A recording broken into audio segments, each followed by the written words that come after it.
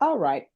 Thank you. All right. The court is calling 2025 CR 015168 State versus Rosalyn Torres. Can I have parties announced? Ready for the state? Jose Rocha from Torres, ready, Your Honor. And are you Miss Torres? Yes, ma'am. All right, Miss Torres, you have a right to appear in person. Did you review the document entitled Defendant's Consent to Plea by Video Conference with your attorney? Did you understand it? Yes. And did you electronically sign it? Yes, ma'am. And Attorney Rocha, did you electronically sign it as well? Yes, he did, Your Honor. Court will find that defendant has knowingly and voluntarily consented to appear by video conference. Ms. Torres, did you review the application for deferred adjudication with your attorney? Did you understand it and electronically sign it? Yes, ma'am. Did you review the true bill of indictment with your attorney? Did you understand it? Yes, ma'am. Counsel, do you waive the reading of the indictment? We do, Your Honor. State, are you proceeding on the indictment as presented? We are, Judge. Ms. Torres, did you review the court admonishments with your attorney? Did you understand it and sign it in all the appropriate places? Yes, ma'am. Did you understand you're charged with fraudulent use of possession of identifying information less than 5 items as a state jail felony? Yes. Range of punishment is anywhere from 180 days up to 2 years in the state jail facility and up to $10,000 fine. If you have a plea with the state, the court does not have to follow your plea. If for any reason the court does not follow your plea and gives you more than you bargained for, the fact that you entered a plea will not be used against you and you will be allowed to withdraw your plea. Did you understand? Yes, ma'am. You have a right to jury trial, a right for you or the state will call silent. By entering this plea, you're giving up those rights. Did you intend to give up those rights and enter into a plea in this case? You broke out. I'm sorry. Did you intend to give up those rights and enter? Oh, yes, ma'am. Did you understand that the court grants your application for deferred adjudication if for any reason your deferred adjudication is revoked? The court can find you guilty and sentence you up to 2 years in the state jail facility? Yes, ma'am. Counsel, has your client been able to provide any defenses? She has. Do you believe she has a rational as well as a factual understanding of the charges against her? I do believe so. Do you believe she's currently competent and was legally sane at the time of the offense? Yes, Judge. Ms. Torres, has anyone threatened you, coerced you, or placed you in fear to get you to enter the plea? No, ma'am. Anyone promised you anything other than the plea? No, ma'am. Are you satisfied with the way you've been represented? Yes, ma'am. If you're not a U.S. citizen, by entering this plea, you will be deported, denied naturalization, and re-entry. Did you understand? Yes, ma'am. Court will find that defendant has knowingly and voluntarily waived her right to jury trial. Did you review the plea bargain page with your attorney? Did you understand it? Yes, ma'am. According to the plea, punishment is to be assessed at $1,000 fine probated. State recommends deferred adjudication. They're taking in consideration 2025 PF 36626, 2025 AL 012439, and there's to be restitution payable in the instant case to the complainants. Did you understand that to be your plea? Yes, ma'am. Defense, is that the plea? Yes, Your Honor. State? It is the plea, Judge. Did you review the waiver of appeal paragraph with your attorney? Did you understand it and sign it in both places? Yes, ma'am. By signing that, you're waiving your right to appeal. The only items that can be appealed are written pretrial motions that have been filed, heard, and ruled upon by the court. Did you understand? Yes, ma'am. Counsel, are there any such motions? No, Your Honor. Outside the agreement, the state is recommending that your community supervision be for a term of 2 years. There be 100 hours of community service restitution. There's to be no contact with Alexis Smith, the felony theft course in MRT. Did you understand those are recommendations from the state and the court does not have to follow those recommendations? Yes, ma'am. Then to the offenses charge, how do you plead? Guilty, not guilty, or no contest? No contest. State any evidence. Judge, you have to take exhibit number 1 and all attachments. No objections, Your Honor. All right, did you review the document entitled waiver and stipulations with your attorney? Did you understand it and sign it in all the appropriate places? Yes, ma'am. Again, did you understand you have a right to jury trial, a right for you or your attorney to cross-examine and confront any witnesses the state will call and the right to remain silent? Yes, ma'am. Did you understand that today the state will be presenting evidence in the form of witnesses' statements and police reports, but most importantly, there will be no live testimony? Did you understand? Yes, ma'am. Court will find that defendant has knowingly and voluntarily waived and consented to stipulation of testimony and stipulations. Court will accept into evidence states exhibits 1 and attachments and review the same.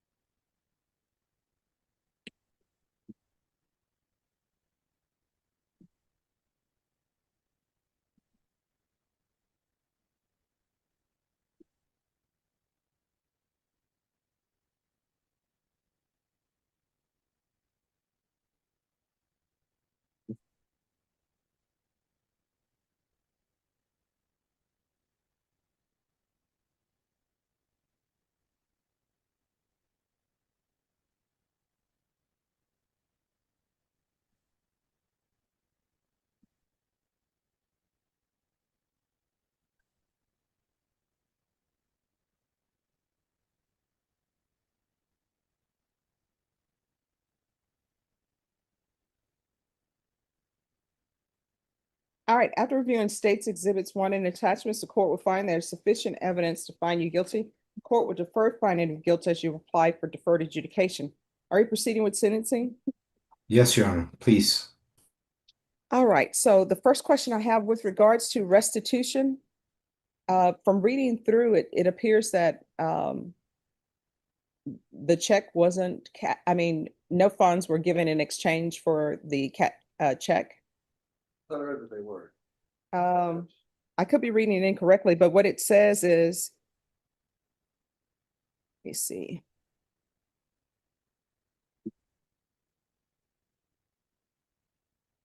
They placed there was a stop payment on the check. Because it said attempted to cash a fraudulent check.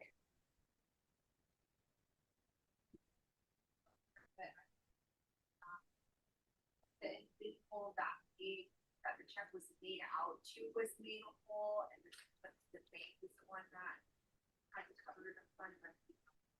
Okay.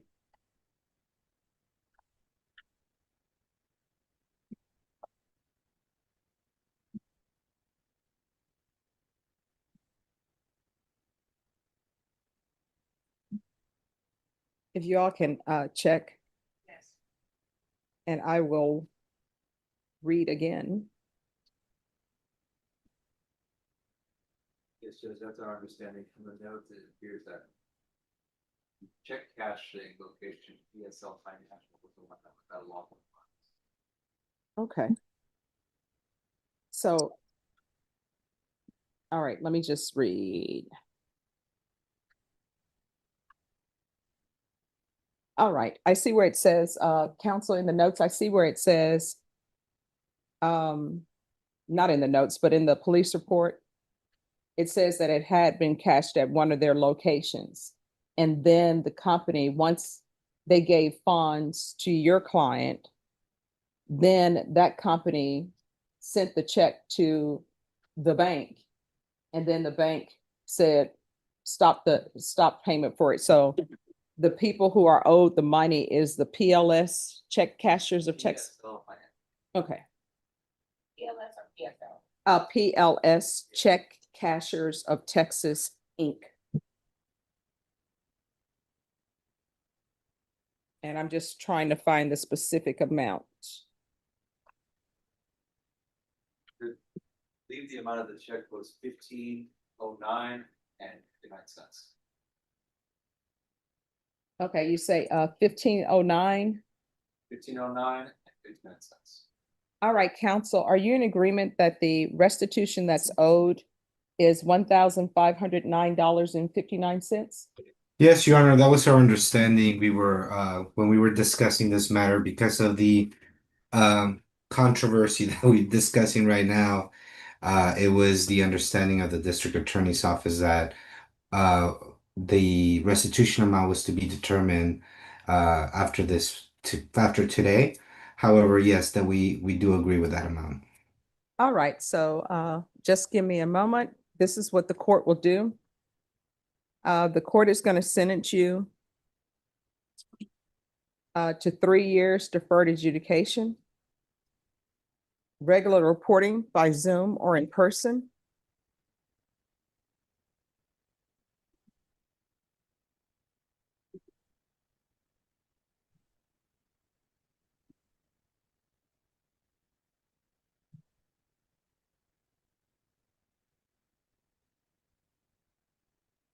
Regular random UAs.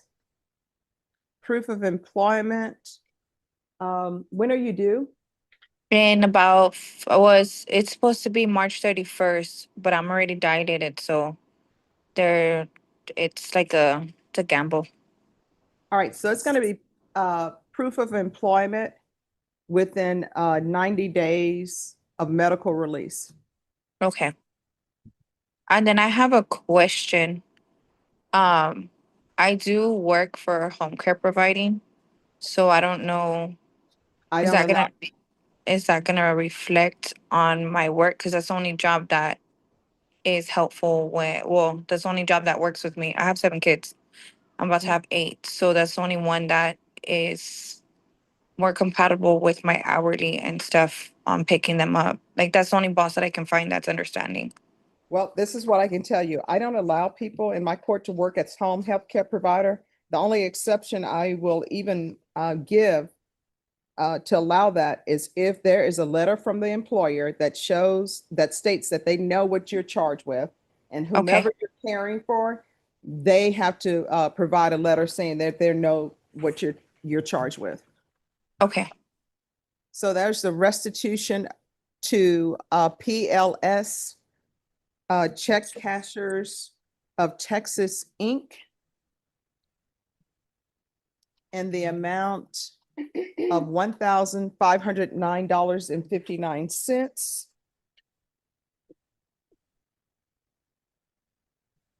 Take into consideration 2025 PF 36626, 2025 AL 012439, 100 hours of community service restitution. You okay, Cindy?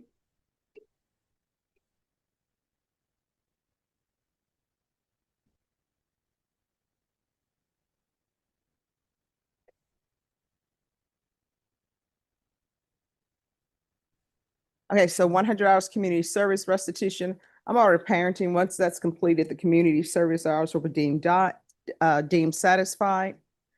There's to be no contact with Alexis, Alexis Smith.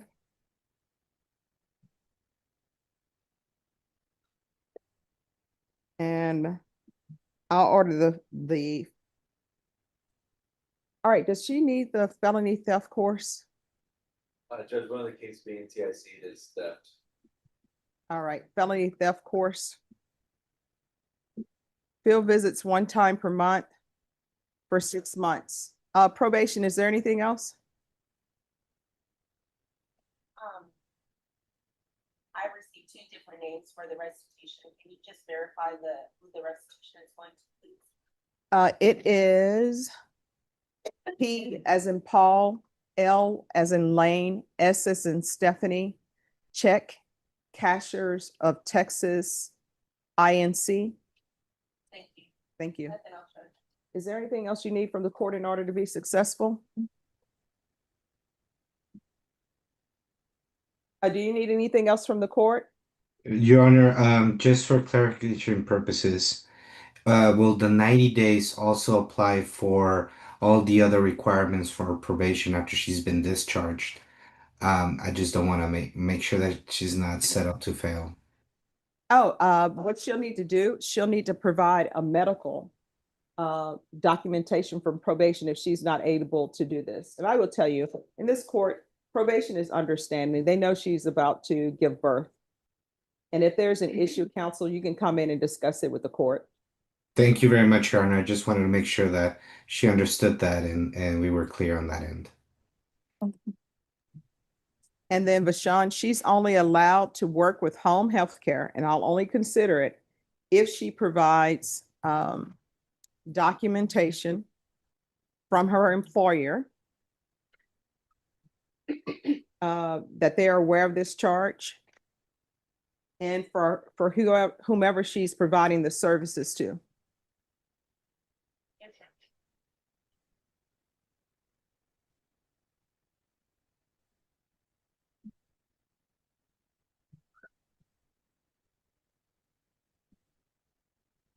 All right, did you review the document entitled Trial Court Certification of Defendant's Rights to Appeal with your attorney? Did you Yes. understand and electronically sign it? Yes, ma'am. All right, because this is plea bargain agreement, because I followed your plea bargain agreement, and because you waive your right to appeal, you do not have the court's permission to appeal.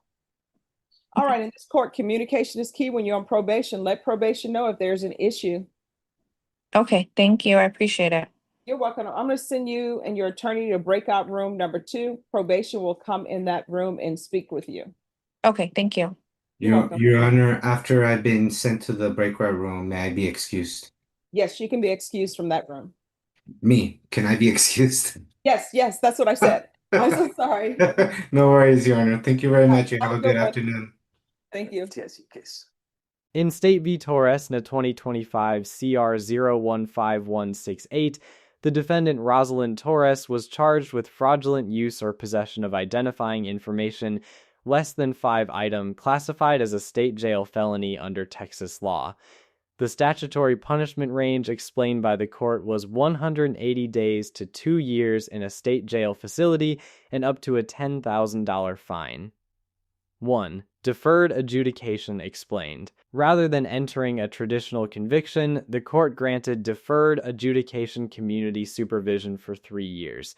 Deferred adjudication is significant because the court finds sufficient evidence of guilt but does not enter a formal conviction. The defendant is placed on probation-like supervision. If successfully completed, there is no final conviction entered on the record, though it may still appear in background checks. If revoked, the court may impose the full statutory punishment range without another trial. This structure gives defendants an opportunity for rehabilitation while maintaining strong judicial oversight. 2. The role of restitution. A key issue in this hearing involved determining proper restitution. After reviewing the police report, the judge clarified that the financial loss was suffered by PL's Check Cashers of Texas, Inc. in the amount of $1,595.59. Restitution serves 2 primary purposes: compensating the victim for actual financial loss, reinforcing accountability in financial crimes. The court carefully confirmed the correct payee and amount, demonstrating the importance of accuracy in restitution orders. 3. Judicial discretion and employment restrictions. An important educational moment arose when the defendant disclosed that she worked as a home health care provider. The judge exercised discretion by restricting such employment unless the employer is informed of the criminal charge. The individual receiving care is also informed. Courts may impose employment limitations when the offense involves dishonesty, especially in positions of trust. Fraud-based offenses often raise concerns about access to vulnerable individuals or financial information. 4. Additional supervision conditions. The court imposed several standard and special conditions: 100 hours of community service, felony theft course, monthly visitation requirements, no contact with a named individual, random drug testing, proof of employment within 90 days of medical, release the defendant was pregnant at the time. These conditions reflect the rehabilitative goals of community supervision while protecting public interests. 5. Waiver of appeal. Because this was a negotiated plea agreement and the court followed the agreement, the defendant waived her right to appeal. In plea bargain cases, appellate rights are generally limited unless specific pretrial motions were preserved. Educational takeaways. This case illustrates several core criminal law principles: the difference between conviction and deferred adjudication, the court's authority to determine restitution based on evidentiary review, judicial discretion in tailoring probation conditions, the binding nature of plea agreements, and waiver of appeal rights. Overall, the proceeding demonstrates how Texas courts balance punishment, victim compensation, and rehabilitation in nonviolent financial felony cases.